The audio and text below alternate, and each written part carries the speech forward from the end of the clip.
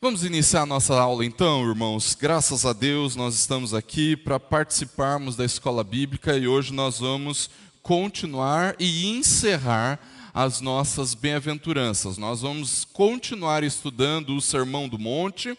No entanto, hoje nós encerramos essa minissérie dentro da série do Sermão do Monte, que é Abençoados Compreendendo as Bem-aventuranças, e hoje nós vamos falar sobre a última bem-aventurança, que são abençoados são os perseguidos por causa da justiça. Eu quero te convidar para abrir a sua Bíblia no Evangelho conforme Mateus nos escreveu, no capítulo 5.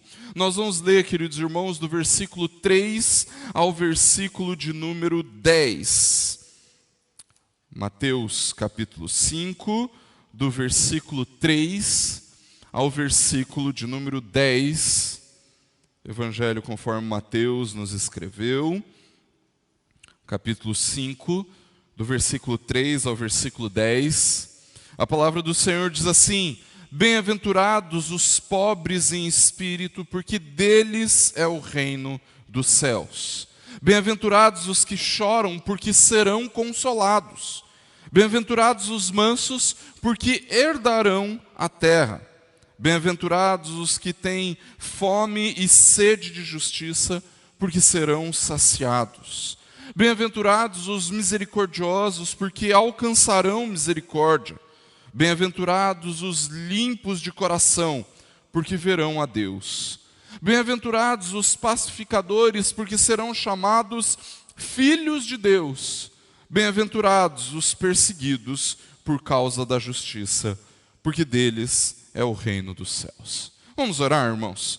Deus, em nome de Jesus, nós estamos diante da Tua palavra e nesta manhã nós clamamos para que o Senhor fale ao nosso coração, para que nós sejamos impactados por aquilo que o Senhor quer ministrar nas nossas vidas e nos ensinar através da Tua palavra. Age com graça nas nossas vidas, Deus, e que nós possamos de fato praticar aquilo que aprendemos, e mais do que isso, que nós possamos ser impactados pela beleza de Cristo no Evangelho, pela glória de Cristo no Evangelho, pela majestade de Cristo no Evangelho. Abre os nossos olhos e ouvidos para que nós possamos aprender atentamente a Tua palavra, mas também abre o nosso coração para que nós sejamos transformados por ela. É isso que nós clamamos, em nome e para a glória do Senhor Jesus. Amém. Queridos irmãos, todos os anos a missão Portas Abertas publica uma lista de países, um ranking de países relativos à perseguição da igreja, e ela lista lá quais são os piores países ou os países em que o cristianismo é mais perseguido. E todos os anos, queridos, quando nós olhamos para essa lista, nós vamos encontrar ali os países árabes, nós vamos encontrar alguns países africanos com uma influência muçulmana muito forte, nós vamos encontrar ali também os países comunistas e também aqueles países que são dominados por regimes totalitários. Todos os anos, milhares de cristãos são mortos simplesmente pelo fato de confessarem, professarem a sua fé em Jesus. Morrem simplesmente pelo fato de que acreditam em Jesus como Senhor e Salvador das suas vidas. No entanto, queridos, nós temos a tendência de pensarmos que essa perseguição só acontece nesses países, em lugares que estão distantes, que só os missionários mais corajosos é que se dispõem para ir.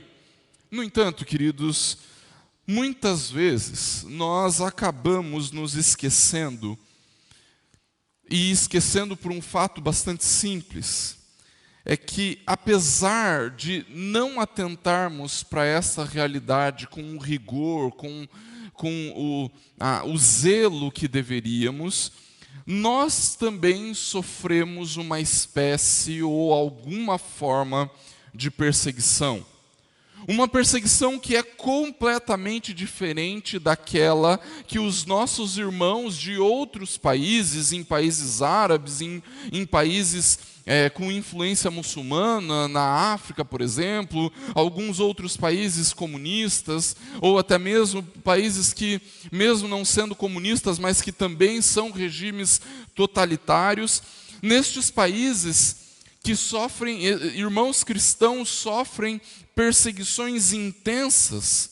No entanto, queridos, nós mesmos, nós também sofremos uma espécie de perseguição, uma perseguição que também é intensa, ainda que seja diferente da perseguição que acontece nesses países. Nós também sofremos uma espécie ou algum tipo de perseguição. Todos os dias, queridos, nós somos atacados nas nossas convicções, no nosso modo de viver, e mais do que isso, todos os dias nós somos encorajados a abandonar a nossa fé e confiar em pretensos salvadores. Confiar na ciência, confiar na tecnologia, confiar na justiça, confiar na política, confiar no Estado. E quando nós nos mantemos fiéis ao nosso Senhor, quando nós nos mantemos fiéis a Jesus, então, queridos, nós experimentamos a perseguição. Quero continuar dando bom dia para os irmãos aqui. Eu acho que eu pulei lá quem começou, dando bom dia, Lucilene, o Nicolas, o seu Robério, Deus abençoe. Bom dia também para a Silvana, bom dia para o presbítero Cleuber, para a Cleonice, Deus abençoe, queridos, que bom que vocês estão aqui conosco. Na nossa última aula, queridos, nós falamos da transformação que Jesus opera nas nossas vidas, nos tornando pacificadores. No entanto, queridos, é fato que por mais que nós nos esforcemos para manter a paz e para proclamar a paz e por estabelecer a paz com as pessoas, muitas delas se recusam a viver em paz conosco. E a aula de hoje fala exatamente sobre isso, sobre a realidade da perseguição. Por isso, bem-aventurados os perseguidos por causa da justiça, porque deles é o reino dos céus. Vamos relembrar um pouquinho do que nós vimos nas nossas aulas, queridos, nas nossas aulas anteriores. Nós estamos estudando as bem-aventuranças e alguns detalhes a respeito das bem-aventuranças, queridos, não podem passar batido quando nós estudamos esse texto da Palavra de Deus. E eu fiz questão de enfatizar todas as vezes que nós estudamos as bem-aventuranças, eu fiz questão de enfatizar, queridos, alguns detalhes a respeito das bem-aventuranças que não podem passar desapercebidos. Algumas coisas que são muito importantes a respeito das bem-aventuranças. A primeira delas, queridos, é que as bem-aventuranças são características que todos os cristãos devem manifestar.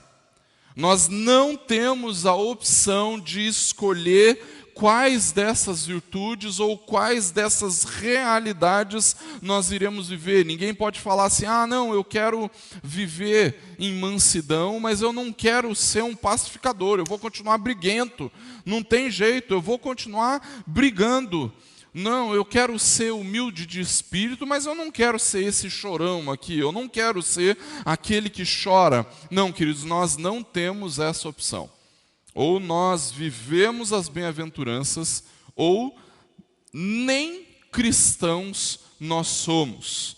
Essas características, queridos, em segundo lugar, a primeira é que nós não temos opção, nós precisamos viver todas essas virtudes, todas essas características. No entanto, a segunda característica das bem-aventuranças, queridos, é que estas coisas não são virtudes que nós buscamos. Ou você é assim porque Deus operou na sua vida e te fez assim, ou simplesmente você não é um cristão. Essas características, queridos, são produzidas em nós pela ação do Espírito Santo e não por nossos esforços morais ou éticos ou religiosos. As bem-aventuranças não são mandamentos, e essa é a terceira característica. Elas não são produzidas pelos nossos esforços, pela nossa disposição de sermos assim, mas ao contrário, elas são operações do Espírito em nós, e por isso que nós somos assim. Dentro dessa realidade, queridos, eu quero atentar para um detalhe. Pode ser que algum irmão seja mais manso que outro, pode ser que algum irmão seja mais contrito, seja que chora mais do que outro por causa da sua realidade, pode ser que um seja mais pacificador que outro. No entanto, queridos, se o ser pacificador não existe em você, então é porque você nem cristão é. Se você não reconhece a sua humildade espiritual, a sua pobreza de espírito, então nem cristão você é. No entanto, existem níveis em que isso se manifesta na nossa vida. O fato é que se uma dessas características não se manifesta em você, é porque nem cristão você é e o Espírito não tem agido na sua vida. Essas características não são virtudes que nós buscamos ou que nós alcançamos pelos nossos esforços. Ao contrário, Deus opera nas nossas vidas para que nós sejamos assim. É o Espírito que trabalha em nós. E se é o Espírito que trabalha em nós, queridos, então, outra característica das bem-aventuranças, a quarta característica das bem-aventuranças, é que elas dizem respeito a uma realidade absolutamente espiritual.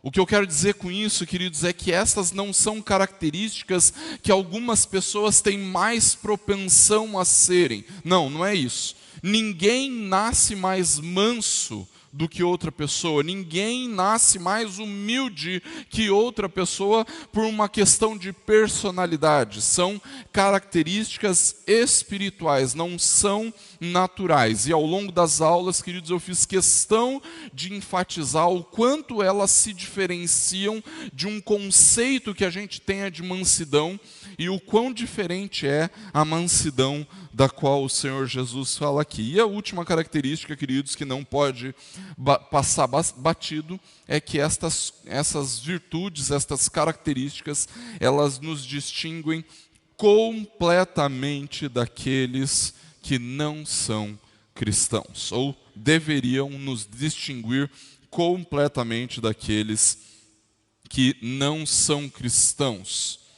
Mas veja, queridos, como até mesmo a ordem ou a estrutura em que Jesus ensinou as bem-aventuranças é importante, A primeira coisa, queridos, que Jesus nos fala é a respeito da realidade nos fala a respeito da realidade daquilo que nós precisamos, das nossas necessidades, porque um cristão é alguém que tem plena consciência da sua desgraça, da sua miserabilidade, é alguém tão humilde espiritualmente que não se vê em privilégio nenhum. Ele é pobre de espírito, ele é humilde de espírito. Mas ele também, esse estado de fragilidade espiritual, queridos, esse estágio de ausência completa de justiça própria, esse estado de pecaminosidade, leva o cristão a uma insatisfação tão grande quanto a si mesmo, que ele chora em face do seu pecado, da maldade do seu coração, e por causa também da maldade e do pecado que ele vê no mundo. No entanto, esse coração completamente consciente de quem nós somos e quebrantados, nos leva à mansidão, queridos, porque nós compreendemos a pecaminosidade do mundo. Nós não temos a necessidade de nos defendermos, de nos defendermos, ou então de defendermos a nossa honra, a nossa moral e etc., porque, afinal, nós somos falidos espiritualmente e vivemos num mundo falido espiritualmente. Não existe honra nenhuma para ser defendida. A nossa justiça está em Cristo. E é justamente sobre isso que a quarta bem-aventurança trata. Ainda que nós sejamos falidos espiritualmente, que não tenhamos nenhuma justiça própria, nós encontramos na justiça de Cristo a nossa fartura. Mesmo que nós tenhamos sede e fome de justiça, em Cristo nós estamos saciados de toda a justiça que nós precisamos. Nós não precisamos construir uma justiça própria, porque estamos satisfeitos, fartos em Jesus. Quando nós olhamos para nós mesmos, sendo pobres e falidos espiritualmente, nós descobrimos, queridos, que qualquer tentativa de construirmos a nossa própria justiça se tornará completamente frustrada. E por conta disso, nós nos encontramos na justiça de Cristo. E na justiça de Cristo nós estamos fartos. Por isso, se as três primeiras bem-aventuranças elas apontam essa necessidade, uma vez que nós estamos saciados em Cristo, na justiça de Cristo, então ela passa a produzir, a justiça de Cristo em nós passa a produzir um resultado dessa fartura, dessa saciedade que temos em Cristo, e por isso nós nos tornamos misericordiosos. Nós passamos a viver a misericórdia, perdoando as pessoas que na sua miséria espiritual nos ofendem, e nós trabalhamos para que os resultados da miséria espiritual do mundo sejam aliviados. Mas não só isso, porque toda essa realidade produz em nós a pureza de coração. Essa pureza que é o que nos faz batalhar contra a nossa idolatria e contra a contaminação pelo pecado que vem no nosso coração. E na nossa última aula, nós falamos o fato de que nós não somos meros apaziguadores, nós somos pacificadores. E assim, queridos, uma vez que estamos em paz com Deus, então agora nós nos submetemos a essa paz que procede de Deus e que é estabelecida em Cristo. No entanto, queridos, todas essas características e virtudes provocam algo para nós e em nós que nós, de fato, não gostaríamos que acontecesse. Nós seremos, por causa de tudo isso, perseguidos por causa da justiça. E então, queridos, nós somos desafiados a olharmos para a palavra de Deus e percebermos que este não é o único texto em que a Bíblia nos fala a respeito dessa realidade de perseguição. Ontem, no culto da mocidade, o seminarista Narciso pregou em João capítulo 15, mas ele pregou do versículo 1 até o versículo 11. Mas lá no versículo 18, do versículo 18 até o versículo 20, o texto da palavra do Senhor nos diz assim, se o mundo odeia vocês, eu estou com uma versão um pouquinho diferente daquela que nós estamos acostumados a usar, tá? Se o mundo odeia vocês, saibam que antes de odiar vocês, odiou a mim. Senhor Jesus falando. Se vocês fossem do mundo, o mundo amaria o que era seu. Mas vocês não são do mundo. Pelo contrário, eu dele os escolhi. E por isso, o mundo odeia vocês.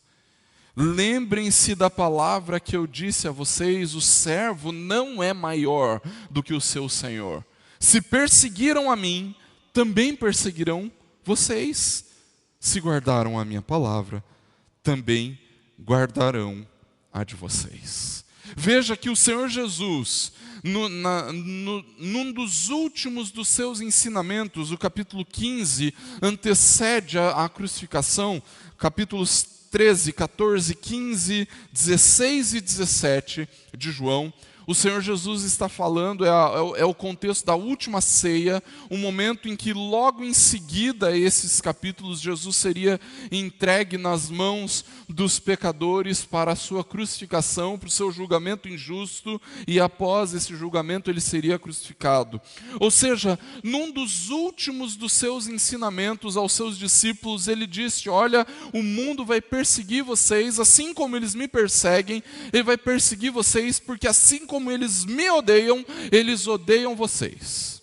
Então Jesus fala aos seus discípulos sobre a realidade da perseguição. Dentro desse contexto de perseguição, o apóstolo Paulo, queridos, escrevendo aos Filipenses, na carta aos Filipenses, no capítulo 1, versículo 29, ele diz assim: olha, vocês estão sendo perseguidos por causa de Cristo, perseguidos por amor a Jesus. E aí, em Filipenses capítulo 1, versículo 29, ele diz assim, porque vocês receberam a graça de sofrer por Cristo, e não somente de crer nele. É mais ou menos como se o apóstolo Paulo estivesse dizendo para a igreja de Filipos: olha, é maravilhoso crer em Jesus, é uma graça maravilhosa crer em Cristo, mas também é uma graça maravilhosa sofrer por Cristo. Vocês receberam a graça de sofrer por Cristo. Lá em Atos, queridos, logo após o aprisionamento, se eu não me engano, de Pedro e João, ao que dá não escrever no esboço, né? A gente tenta confiar na memória e acaba esquecendo. Lá em Atos, quando Pedro e João são açoitados por causa de Cristo, eu não lembro se era Pedro, João, ou se é Paulo e um de seus companheiros missionários, eles são açoitados por causa do nome de Cristo, e então vem um versículo que diz assim: eles se alegravam por terem sido considerados dignos de sofrer por causa do nome de Cristo. Né? Então veja, queridos, que a igreja do Novo Testamento se alegrava por terem sido considerados dignos de sofrerem por causa do nome de Cristo. E Filipenses traz um pouco desta realidade. Olha, vocês receberam a graça de sofrer por Cristo e não somente de crer nele.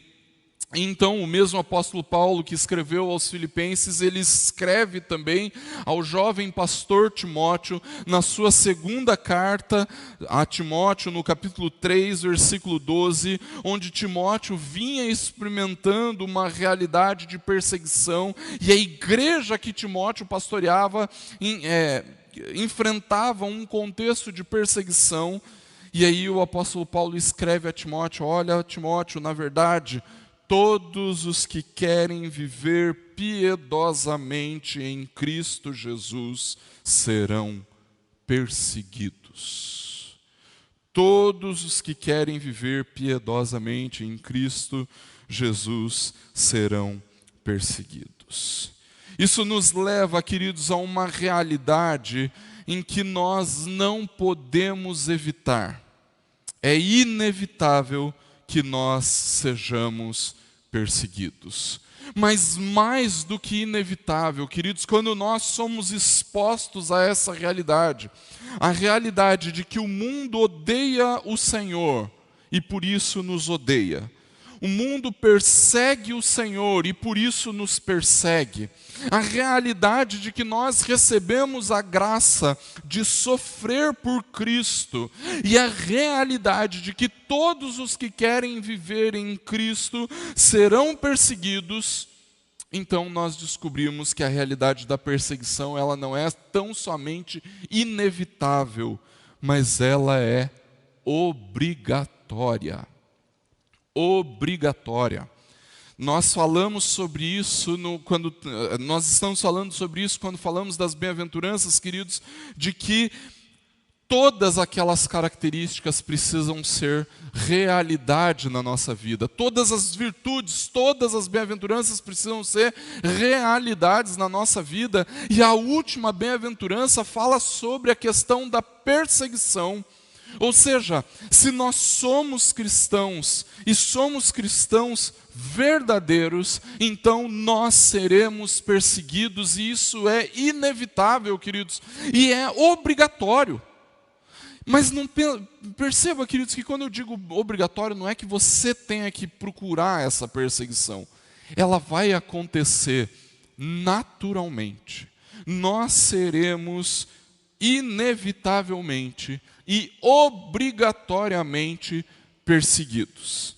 Mas então você pode estar pensando assim, puxa pastor, mas eu não me sinto perseguido, na minha vida vai tudo bem, os meus amigos me amam, os meus colegas de trabalho, eles gostam muito de mim, porque afinal eu sou um cara muito legal, eu sou uma pessoa muito gente boa, né? Eu não tenho problema com ninguém, eu sou da paz, eu sou tranquilo, ninguém me persegue, eu me sinto de boa vivendo o meu cristianismo e etc, etc, etc. A verdade é, queridos irmãos, é que se nós não estamos sendo perseguidos, então existe algo muito errado com o cristianismo que nós estamos vivendo. Existe algo de muito errado com esse cristianismo cool, descolado, com esse cristianismo que é aceito por todo mundo, que todo mundo tolera, que todo mundo ama, que não confronta ninguém e que está tudo bem.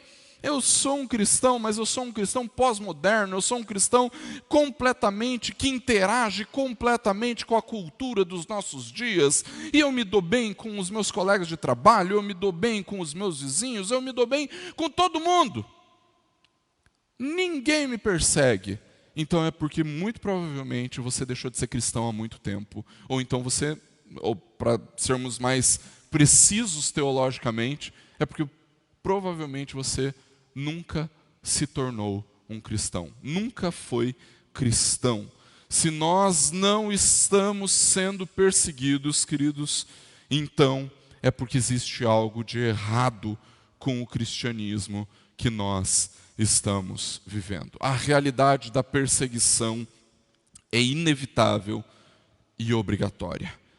Mas nós também, queridos, se essa perseguição, se essa experiência da perseguição é real e obrigatória, nós também precisamos entender o motivo pelo qual nós somos perseguidos. Isso porque, queridos, existe um tipo de perseguição contra aqueles que são cristãos, mas um tipo de perseguição que não acontece por causa da justiça. Alguns cristãos, na verdade, não são perseguidos por causa da justiça, mas eles são perseguidos porque manifestam a sua pecaminosidade ao mundo. Uma pecaminosidade, uma maldade que nem o mundo tolera, queridos. Alguns cristãos, eles são perseguidos por causa da sua insuportabilidade, se é que existe essa palavra. Porque são pessoas insuportáveis, porque são pessoas terríveis. Se existe aquele cristão que não é perseguido, ou que pensa ser cristão e que não é perseguido, e que é cool, e que é descolado, e que é pós-moderno, e que se dá bem com todo mundo, existem aqueles falsos cristãos que são perseguidos por causa da sua própria maldade. E a Bíblia fala sobre isso, queridos, de cristãos que são perseguidos por fazerem atitudes dignas de reprovação, porque fazem aquilo que é errado. Olha o que diz lá o apóstolo Pedro na sua primeira carta. Eu vou te dar um tempinho para você abrir, porque eu quero ler com você esse texto. Primeira carta de Pedro, capítulo 2, versículos 19 e 20. Depois a gente vai ler a primeira carta de Pedro, capítulo 4, versículos 15 e 16. 1 Pedro, capítulo 2, versículos 19 e 20. Olha o que Pedro fala lá. Porque essa perseguição é agradável a Deus, que alguém suporte tristeza, sofrendo injustamente por motivo de sua consciência para com Deus. Pois que glória há, se pecando e sendo castigados por isso, vocês o suportam com paciência. Se, entretanto, quando praticam o bem, vocês são igualmente afligidos e o suportam com paciência, isto é agradável a Deus. Olha lá agora o capítulo 4, versículos 15 e 16. Olha lá, olha o que o texto diz. 1 Pedro, capítulo 4, versículos 15 e 16. Que nenhum de vocês sofra como assassino, ou ladrão, ou malfeitor, ou como quem se mete na vida dos outros. Mas se sofrer como cristão, não se envergonhe. Pelo contrário, glorifique a Deus por causa disso. Olha só, eu vou usar um exemplo bem trágico, mas infelizmente um exemplo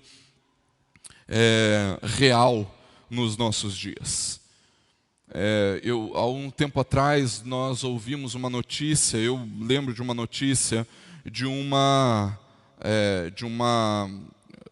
terreiro de Umbanda que foi apedrejado e destruído por um grupo de cristãos. E aí, quando estes cristãos foram presos e processados por causa disso, eles vieram dizer que eles estavam sendo perseguidos por causa da justiça. Não. Eles foram perseguidos porque são criminosos. E por causa disso eles precisam ser presos, precisam ser punidos e por aí vai. Por quê? Porque eles disseram que eles não concordam com as práticas religiosas de um terreiro, de Umbanda? Não. Foi porque eles destruíram uma propriedade. Porque eles fizeram aquilo que é mal. Eles fizeram aquilo que é um crime. E por isso eles precisam sim ser punidos pelo crime que cometeram, precisam pagar pelo crime que cometeram. Ou seja, quando cristãos são perseguidos porque tomaram atitudes dignas de reprovação, dignas de condenação, porque fizeram aquilo que é errado, então eles têm mais que ser perseguidos mesmo. Não é perseguido por causa da justiça, não tem nada a ver com isso. Agora, tem outro tipo de pessoa que é gente insuportável, crente insuportável, pessoa difícil. Ele está sendo perseguido não por causa da justiça, mas por causa da sua chatice. Porque ele é uma pessoa chata, ele é uma pessoa difícil, ele é uma pessoa com quem não dá para lidar, não tem trato. Porque não é uma pessoa boa, porque ela é uma pessoa ruim. Então esse, muito provavelmente nem crente né? É aquele que se mete na vida dos outros, como o apóstolo Pedro falou no texto que nós lemos.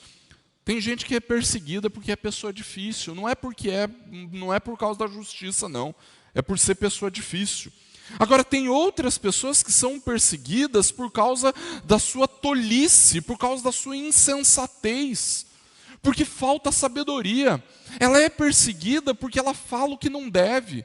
Ela fala sem sabedoria, porque é tola, porque ela é insensata, porque ela é nécia. Não dá para tolerar que cristãos sejam tolos, que sejam insensatos, que faltem sabedoria a cristãos.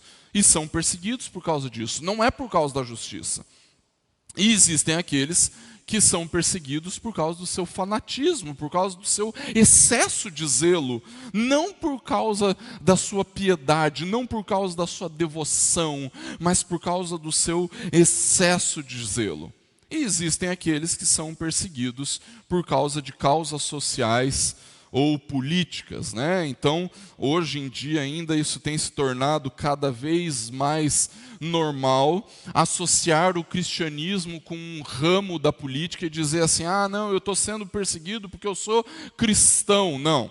Você está sendo perseguido porque você adotou uma ideologia social, uma ideologia política, e por isso você tem apanhado de todo mundo. Não é por causa da justiça. Aqueles que são perseguidos por causas sociais ou políticas não estão sendo perseguidos por causa da justiça. E existe, queridos, eu até separei este dos demais no slide, existe um tipo de perseguição que nós estamos um pouco mais acostumados com esse tipo de perseguição, mas ela também é uma perseguição um pouco mais rara que as outras. Mesmo assim, ela acontece, e quando ela acontece, não é o tipo de perseguição da qual Jesus está falando, que é o fato de algumas pessoas serem perseguidas porque fizeram coisas nobres, coisas boas, né, por causa das suas boas obras, ou fizeram coisas que são abnegadas. A Bíblia vai nos mostrar, queridos, que estas boas obras, elas nem sempre causam perseguição. Na maioria das vezes, elas se tornam alvo de reconhecimento, né? As boas obras que nós realizamos, elas raramente se tornam alvo de perseguição, porque até mesmo o mundo é capaz de reconhecer, mesmo que com limitação, que aquilo é algo bom. Lá em Mateus capítulo 5, versículo 16, aquele é o encerramento de Jesus falando, né? Vocês são a luz do mundo e tudo mais. E aí no final ele diz assim, assim brilhe também a luz de vocês diante dos outros, para que vejam as boas obras que vocês fazem e glorifiquem o Pai de vocês que está nos céus. Ou seja, é raro que aconteça perseguição por causa das boas obras que praticamos, mas pode acontecer.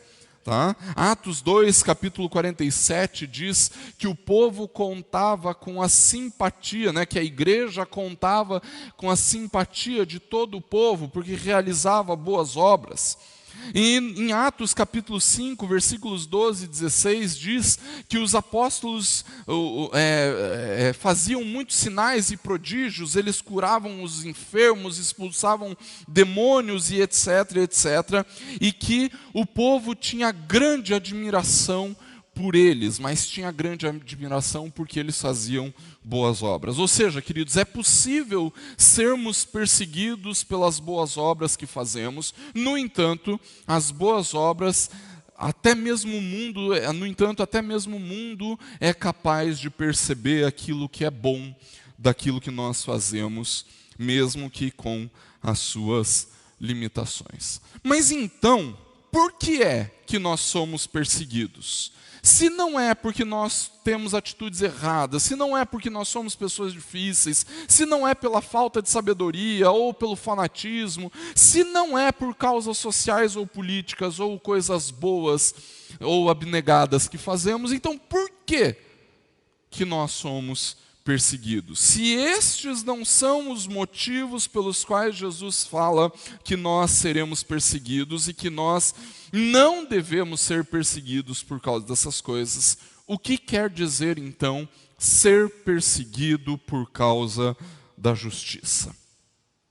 Queridos, quando nós falamos sobre a nossa falência espiritual, lá no versículo 3, que nós somos pobres de espírito, nós dissemos que nós não temos uma justiça própria, certo?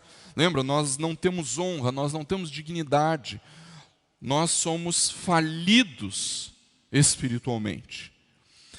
E uma vez, queridos, que nós não temos essa justiça própria, então nós somos sedentos de justiça, nós somos famintos de justiça. Nós falamos sobre isso quando trabalhamos o versículo de número 6, queridos. Bem-aventurados os que têm fome e sede de justiça. No entanto, quando nós chegamos no versículo 6, queridos, e descobrimos que a nossa justiça não nos basta e não basta diante de Deus, a justiça do mundo não nos basta, porque nós precisamos da justiça de Deus, quando nós nos descobrimos famintos e sedentos de justiça, então nós somos fartos na justiça que encontramos em Cristo. Mas nós não ficamos satisfeitos por algo que nós fizemos. Nós ficamos satisfeitos, queridos, porque encontramos a justiça que desejávamos na justiça de Cristo. Nós não ficamos satisfeitos simplesmente porque nós não temos justiça. Não. Nós ficamos satisfeitos porque nós não possuímos nenhuma justiça em nós mesmos, mas por percebermos e recebermos a justiça que pertence a Jesus. Ou seja, queridos, a justiça do cristão não é uma justiça própria. A justiça do cristão não é uma justiça que ele produziu em si mesmo, mas a justiça do cristão é a justiça de Cristo. Quando nós somos perseguidos por causa da justiça, queridos, nós estamos falando da justiça de Cristo. O que acontece na perseguição, queridos, é que nós somos perseguidos, ou melhor, nós somos transformados cada vez mais à imagem e semelhança de Jesus. E o motivo desta perseguição, por causa da justiça, é porque nós temos nos tornado cada vez mais parecidos com Jesus. Ser perseguido por causa da justiça é ser perseguido por ser parecido, semelhante com Jesus. Mas por que isso causa perseguição, queridos? Isso causa perseguição, irmãos, porque existem dois tipos de pessoas no mundo: os relativistas e os moralistas. O apóstolo Paulo fala sobre esses dois tipos de pessoas quando ele fala sobre a pecaminosidade da humanidade em Romanos capítulo 1 e capítulo 2. Nessa passagem, queridos, Paulo nos fala, a partir do versículo 18 até o versículo 31, o apóstolo Paulo nos fala sobre pessoas que simplesmente não reconhecem os atributos de Deus, gente que troca o conhecimento de Deus pela mentira e que por isso foram entregues à sua própria maldade. Estes daí, queridos, são os relativistas. Romanos capítulo 1, do versículo 20 a 31, você vai encontrar a descrição que o apóstolo Paulo faz dessas pessoas. Mas o apóstolo Paulo também fala, queridos, sobre aqueles que julgam ter uma moral mais elevada. Gente que se acha completamente ética, gente que se acha completamente certa, gente que mesmo reprovando a imoralidade e o relativismo, acaba praticando aquilo que condena. E estes aí, queridos, são os moralistas. O apóstolo Paulo fala sobre eles no capítulo 2 de Romanos, do versículo 1 ao versículo 11. Isso acontece, queridos, porque os relativistas vivem de acordo com as suas próprias preferências, ou seja, eles acham que fazem o que bem entendem e eles não aceitam que outros venham a dizer para eles o que é que eles devem fazer. Eles obedecem apenas às suas próprias necessidades e às suas próprias sensibilidades. Eles fazem só aquilo que eles conseguem perceber. Eles têm a tendência de considerar que os cristãos são opressores. Eles olham para os cristãos como pessoas que querem impor as suas crenças, os seus costumes e padrões morais às outras pessoas, né? O que acontece, queridos, é que inconscientemente estes relativistas, eles sabem que estão fazendo aquilo que é mal. Inconscientemente, eles sabem que aquilo que estão fazendo é mal. E então, perseguem os cristãos por fazerem o que é certo. Ah, pastor, mas eu nunca encontrei com gente assim. Pode ter certeza que já. É aquela pessoa lá no seu trabalho que pede desculpas de forma irônica para você porque ele fez uma piada suja, uma piada de mau gosto. Então ele faz uma piada suja e aí ele vê que você não gostou muito, aí ele olha para você, desculpa, esqueci que você é crente, né? E que você não gosta desse tipo de coisa, que você não gosta desse tipo de piada. Tenho certeza que você já passou por isso, não é verdade? Os relativistas, queridos, são aqueles que julgam os cristãos como menos capacitados intelectualmente pelo simples fato de serem cristãos. Eles julgam que os cristãos são estúpidos, são burros, são obscurantistas, simplesmente pelo fato de serem cristãos. Hoje está comum associar o cristianismo com a terraplanice, por exemplo, né? Ou com os terraplanistas, por exemplo. Então, hoje ser cristão é ser sinônimo de acreditar que a terra é plana, porque todos os cristãos são burros, todos os cristãos são incapacitados intelectualmente. É esse tipo de gente que é relativista. Mas também tem gente que ridiculariza os cristãos porque seguem um livro, entre aspas, ultrapassado, e que são baseados em pressupostos completamente infundados. Querem estabelecer novos padrões, porque dizem que os padrões deste livro ultrapassado não servem mais para a sociedade do século XXI, então agora nós precisamos de novos padrões morais, e esses padrões são construídos pelos ideais sociais, pelos ideais políticos e por aí vai, e eles querem estabelecer esses padrões morais até mesmo para a igreja. Veja o que João diz lá no capítulo 3, versículo 19 e 20. Abre lá comigo.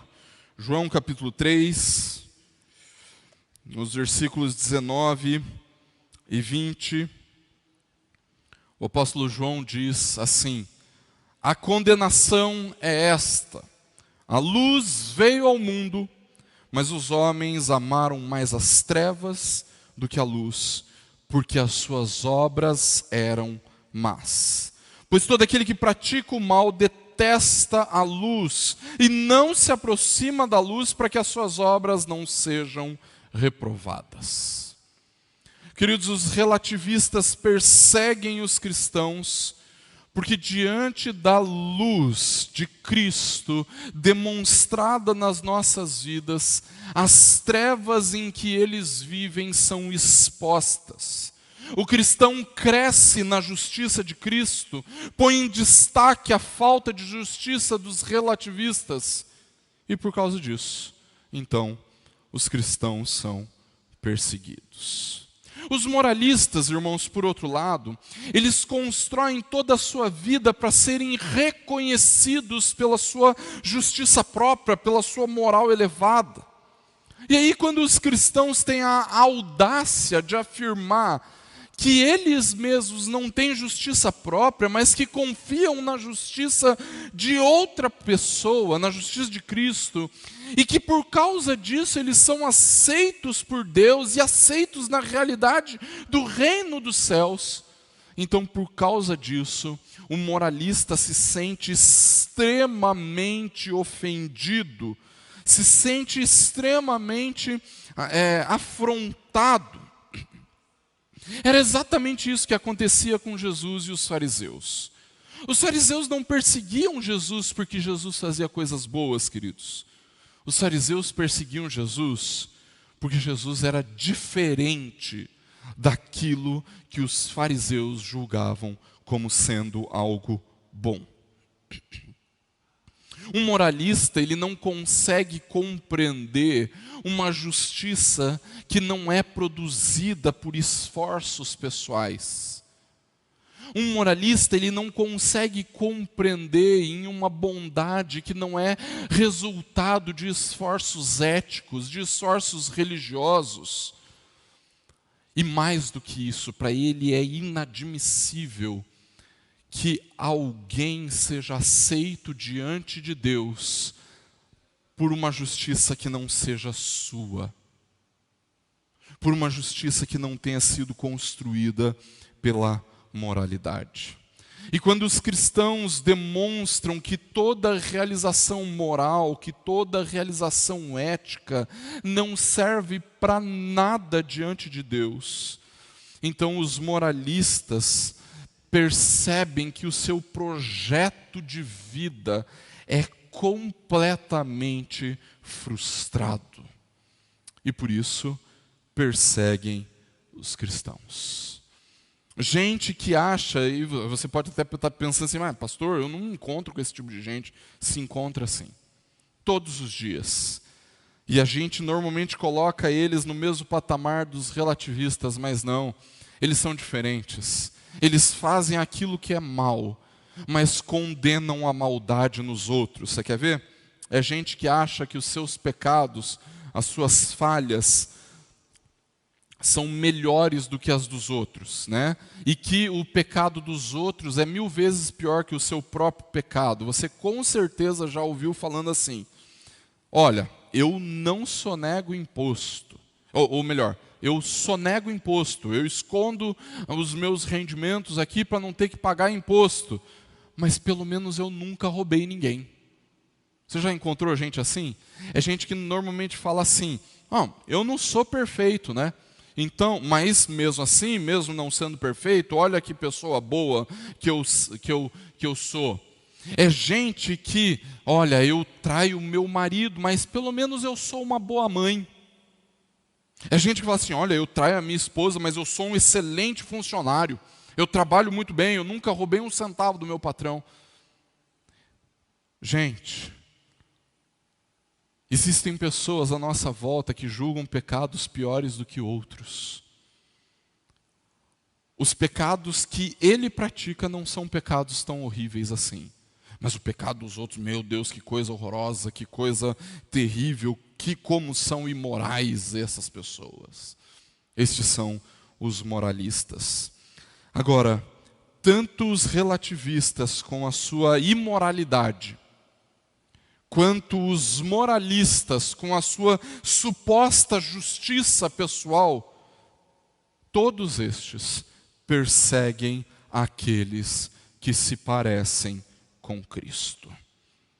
Agora, existe uma consequência para essa perseguição, queridos. A consequência da perseguição não é que simplesmente nós somos bem-aventurados porque somos perseguidos, não. Jesus não está dizendo que nós somos abençoados porque somos perseguidos, ou então por causa da perseguição. Não. Jesus está nos dizendo, queridos, que nós somos abençoados por causa da consequência da perseguição. E a consequência é que nós pertencemos ao reino dos céus. Se você observar a primeira bem-aventurança, você vai lembrar, eu espero que você lembre, se não você pode consultar a sua Bíblia, Mateus capítulo 5, versículo 3, você vai ver que a bênção prometida para aqueles que são humildes de espírito é exatamente a mesma bênção prometida para aqueles que são perseguidos por causa da justiça, porque deles é o reino dos céus. Ou seja, queridos, o que Jesus está demonstrando aqui é que a mesma pessoa, o mesmo crente que se percebeu pobre de espírito, humilde de espírito, é aquele que vai ser perseguido por causa da justiça, por causa da sua semelhança com Cristo. Mas acontece, queridos, que a promessa é a mesma. Porque eles são cidadãos do reino, eles pertencem ao reino. Estes humildes humildes de espírito, são aqueles que pertencem ao reino de Deus, ao reino dos céus. Mas estes que são perseguidos por causa da justiça são a mesma pessoa, são aqueles que pertencem ao reino dos céus. Ao mesmo tempo em que eles são falidos espiritualmente, eles são perseguidos por causa de uma justiça que não é deles.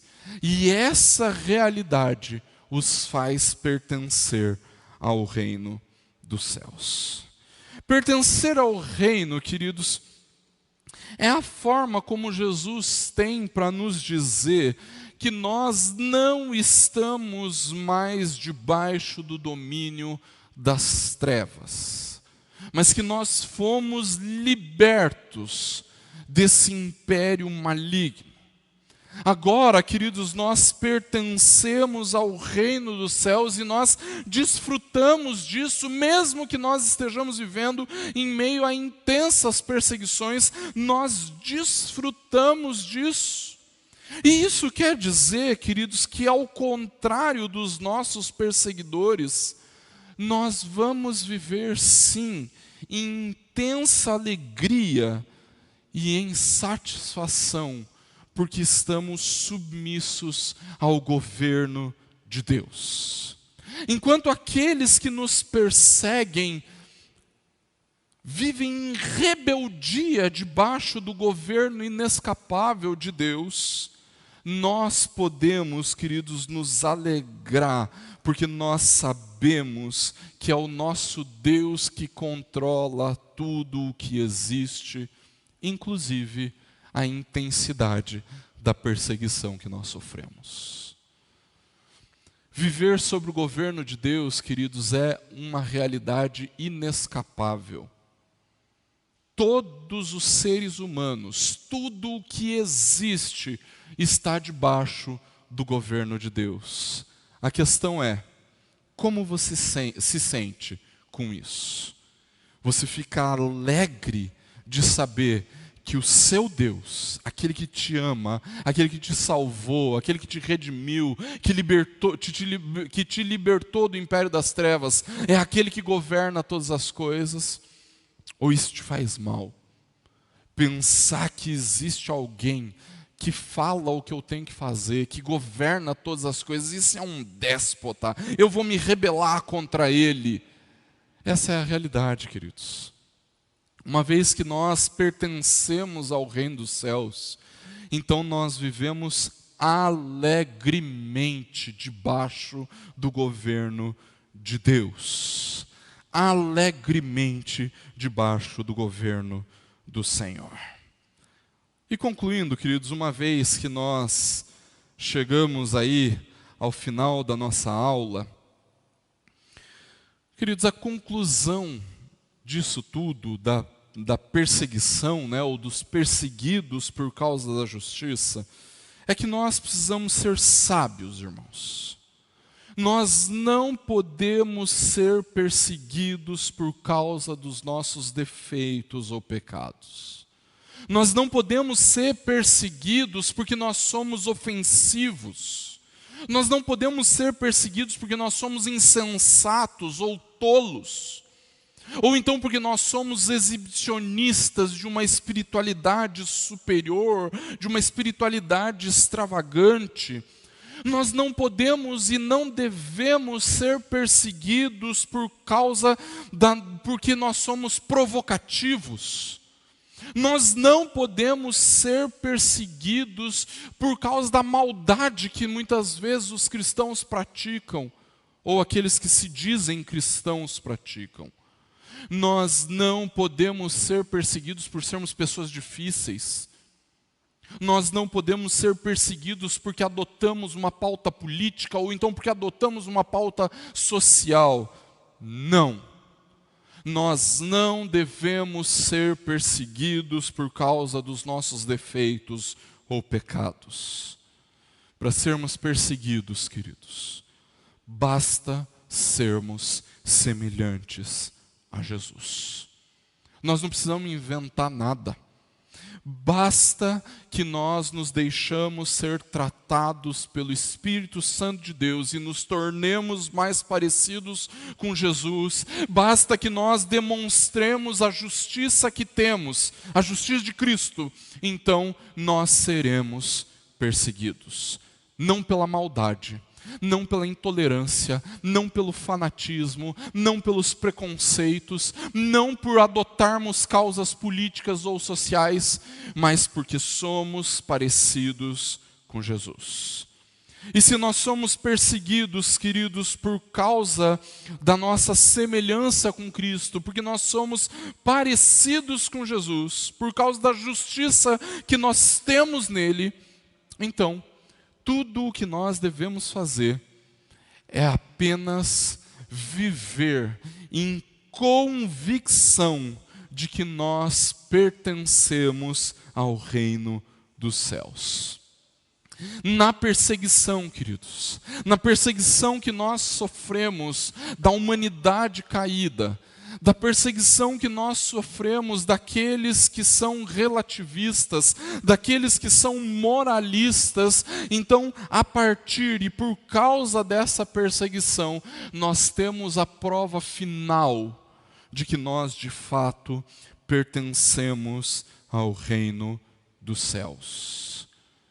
Mas não somente isso, queridos, mas nós temos a prova final de que todo juízo de Deus é plenamente justo contra aqueles que nos perseguem. Não porque eles nos perseguem individualmente, mas porque no fundo, o que eles perseguem é o Senhor Jesus. Todo juízo de Deus é justo, plenamente justo contra aqueles que perseguem a igreja, não porque eles perseguem indivíduos maravilhosos, não porque eles perseguem indivíduos notáveis, não porque eles nos odeiam, mas antes de mais nada, porque eles odeiam o Filho de Deus, o Senhor Jesus. E por causa disso, queridos, ali, na perseguição, nós temos a prova final de que nós pertencemos ao reino dos céus e que aqueles que não pertencem estão debaixo do justo juízo de Deus. E assim, queridos, nós concluímos as nossas bem-aventuranças, na compreensão de que as bem-aventuranças não são resultado dos nossos esforços éticos, mas que elas são produzidas em nós, operadas nas nossas vidas por uma ação do Espírito Santo de Deus. E que assim, queridos, nós possamos de fato viver as bem-aventuranças. Não porque nos esforçamos para isso, mas porque Deus nos tornou assim.